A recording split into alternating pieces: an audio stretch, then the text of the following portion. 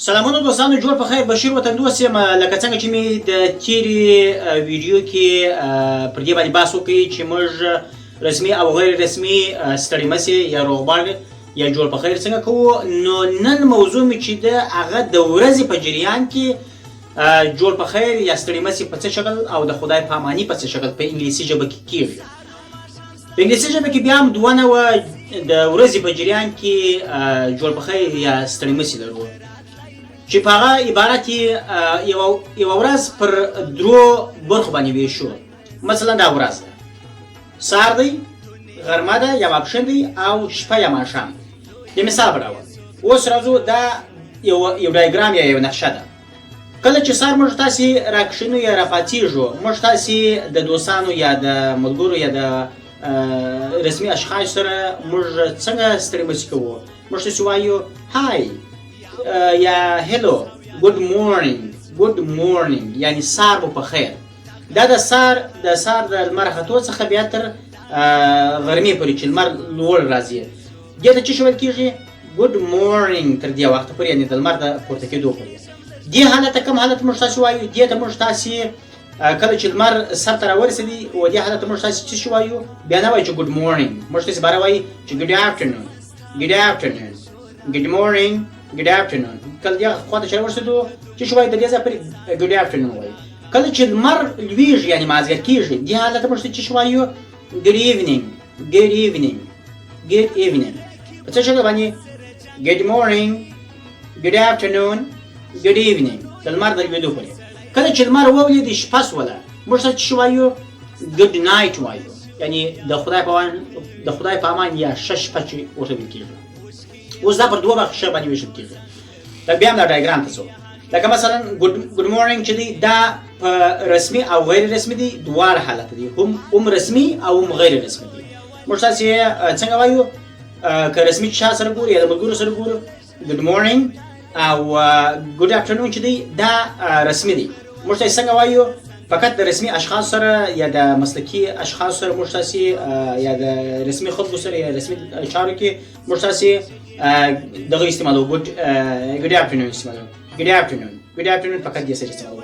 او موږ تاسې په د ملګرو سره یا د دوستانو سره یا د همزولو سره موږ یا د غیر رسمي اشخاصو سره موږ تاسې ګود افټرنون نه وایو.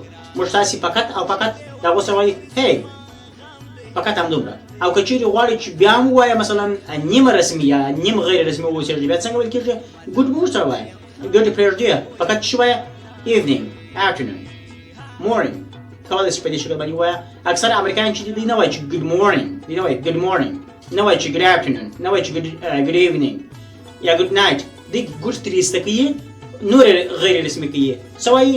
مورنینګ، افټرنون، ایونینګ، نایټ.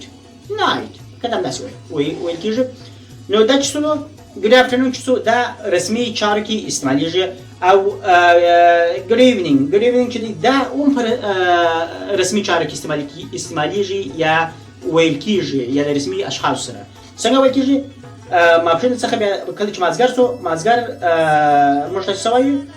ګود ایونینګ. او شپه چې شوله، دا هم رسمي ده او غیر رسمي ده. لکه سهار چې رسمي او غیر رسمي وو، نو شپه هم همدغسې رسمي او غیر رسمي اشخاص لپاره استعمالېږي. نو څنګه ویل کېږي؟ ګود نایټ، چې یعنې شپه کېږي، خوب ته چې څوک ځي ګود نایټ وایي. نو موږ تاسې درې حالته په دې کې وایو چې دی هغه ګود مورنینګ، ګود افټرنون، ګود ایونینګ، ګود نایټ. دا څلور حالت شوله چې په دې دوه کې ګود نایټ او ګود مورنینګ دا رسمي دي او غیر رسمي دي، او دا نور دوه چې دي ګود افټرنون او ګود ایونینګ، دا دوه حالات چې دي دا فقط او فقط د رسمي اشخاص سره استعمالېږي، په رسمي چارو کې استعمالېږي. په دفتر کې مثلا یا د یو چا سره یا مشرانو سره چې ګورې، موږ تاسې دغه دوه حالته استعمالوو.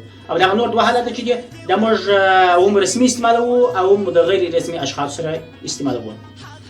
او د ماشومانو سره بیا موږ څنګه خدای پاماني کوو؟ هغه ته بای بای ورته وایو. صحیح ده؟ د ماشومانو لپاره هغه ته نه وایي چې ګود بای یا ګود نایټ یا ګود مورنینګ یا ګود ایونینګ، هغه ته فقط موږ څه وایي؟ بای، د خدای په امان.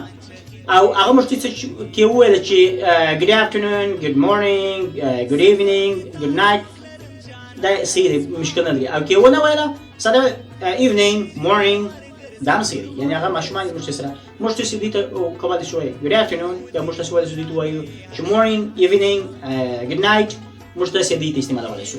نو دا د انګلیسي د ورځې په جریان کې جوړ په خیر یا خدای پاماني ده. نو موږ تاسو څنګه وایو مثلا احمد دی او محمود یا شبیر او شیر دی یو بل ته مثلا سار چکشن سره سار د چای وخت لمونځ او داسې کړي مثلا راغلی دی اوس د مشران سره یو ځای کېږي او یو بل ویني خپل دی دوه سره مخ کېږي نو چې کېږي شیر و شبیر ته وایي ګډ مورنینګ شیر ورته وایي ګډ مورنینګ شبیر دې دواړو سره یو بل ته دغه وکړي سلام یا جوړ په خیر وکړي. دې کولی شي چې وایي هاي یا هلو شیر یا هلو اور ګډ مورنینګ شبیر دې یو بل ته چې وکړي دا سلام او احترام یو بل ته سره وکړي. نو دې ته چې ویل کېږي د ورځې په جریان کې روغبړ او هغه هلو او هاي چې هغه چې مثلا یو څوک کله ناکله ویني یعنې هغه د ورځې په جریان کې نه د ورځې په جریان کې هم استعمالېږي خو دا خلکو لپاره زیات استعمالېږي چې کله ناکله تصادفي په 2 ورځو 3 ورځو کې مثلا یا په میاشت یا په کال کې واري د دې سره مخ کېږي. او ګډ مورنینګ ګډ افټرنون ګډ ایونینګ ګډ نایټ دا فقط او فقط د ورځې په جریان کې دا استعمالېږي. د خدای په امان ښه وخت.